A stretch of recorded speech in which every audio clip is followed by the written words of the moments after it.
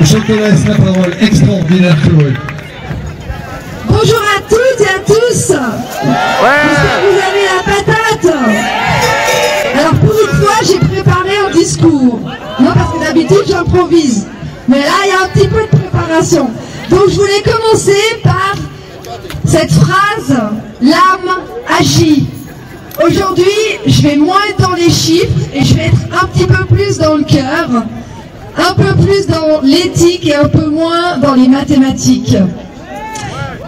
Je vais faire un appel aux membres des partis politiques, par exemple les Insoumis, les membres de l'UPR, ceux qui sont un petit peu timides en ce moment par rapport à nos libertés. Je fais un appel aussi aux élus et aux décideurs et aux décideuses qui ne sont pas élus. Les préfets, par exemple. Bonjour, monsieur Espinas. Non, on va essayer justement de faire converger les personnes aujourd'hui. On va essayer de faire un mouvement positif et de les amener à nous, en fait.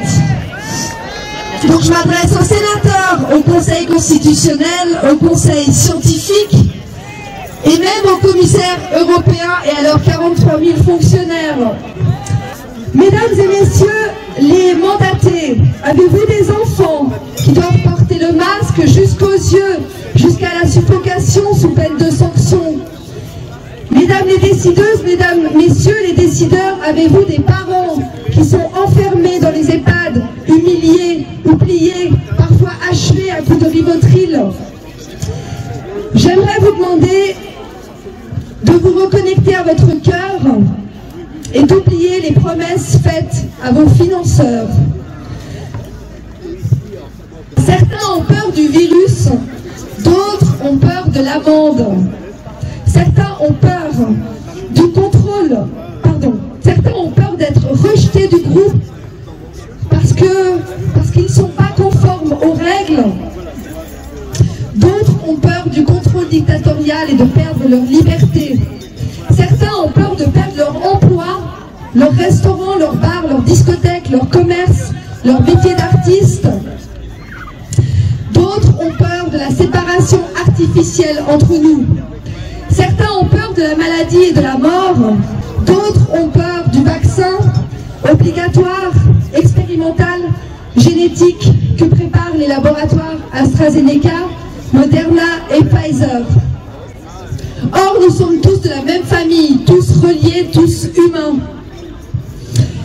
Et ensemble ou individuellement, nous vaincrons ces peurs instillées artificiellement par les médias subventionnés et par les gouvernements corrompus.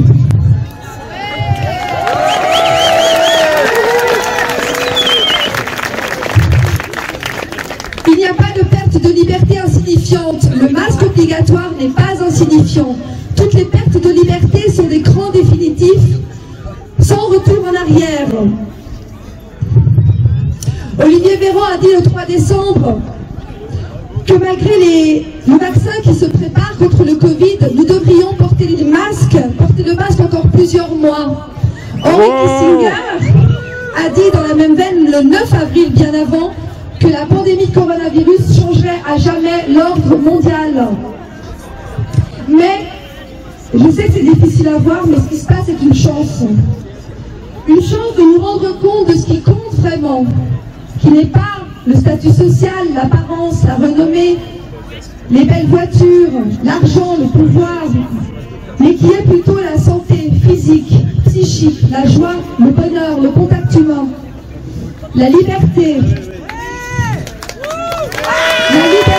de parler, la liberté de penser, la liberté de mouvement, la liberté de contact, la liberté de savoir ce qui est bon pour nous et de ne pas laisser quelqu'un d'autre décider ce qui est bon pour nous à notre place. Ces événements nous donnent aussi la chance de dévoiler, de tomber les masques de ceux qui sont pour le contrôle, pour la servitude et pour la délation, et de ceux qui sont pour la liberté, pour l'amour, pour l'humanité, pour la vie. De ceux qui sont pour l'état d'urgence et de ceux qui sont pour l'état de droit.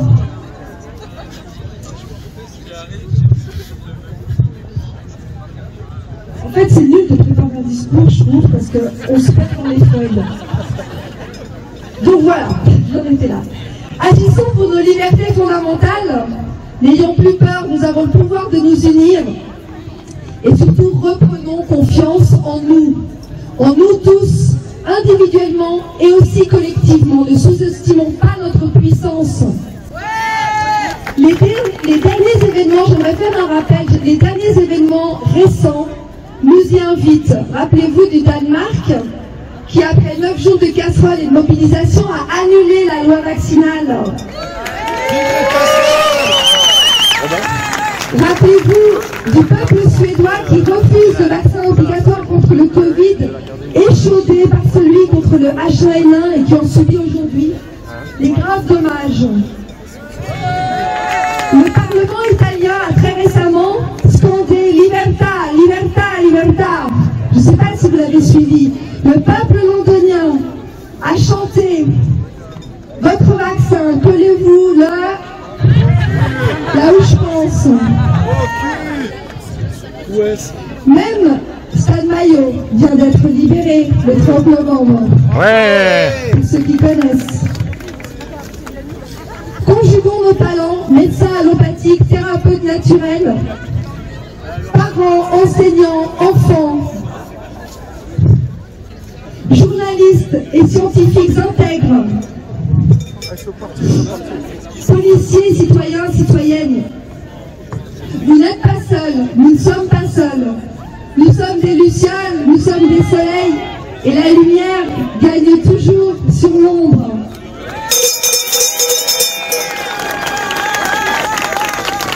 L'heure n'est plus au grand reset, non, non, l'heure est au grand réveil maintenant.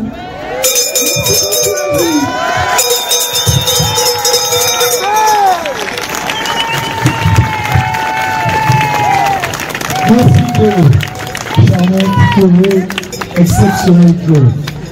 Alors maintenant nous allons prendre la suite des événements et qui s'appelle, donc c'est l'instruction en famille avec Gérard. Voilà. Voici venue mondiale, la crise, le seuil du ras-le-bol se précise.